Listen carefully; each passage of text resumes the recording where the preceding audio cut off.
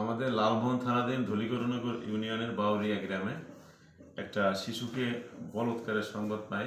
সংবাদ পাওয়ার পরে ঘটনাস্থলে দ্রুত যায়। ঘটনাস্থলে যাওয়ার পরে দেখা গেল যে যে লোকটা বলৎকার করছেন তার নাম মোহাম্মদ শাহ আলম, 55 বছর বয়স। উনি পালাই গেছেন। তখন আমরা আমাদের ওই আসামির মোবাইল ট্র্যাক করার পরে দেখা যায় যে সে চরফ্যাশন এলাকায় অবস্থান করতেছে। পরবর্তীতে আজকে চরফ্যাশন এলাকা থেকে তাকে গ্রেপ্তার করা হয়। এ ব্যাপারে একটা নিয়মিত মামলা রুজু হচ্ছে। ভিকটিম ওসিসিতে ভর্তি ছিল। ভিকটিমের আলামত সংগ্রহ করা হয়েছে। ডাক্তার এখান থেকে আলামত সংগ্রহ করছেন। আমরা আসামিকে আগামীকাল কোর্টে প্রডিউস করব।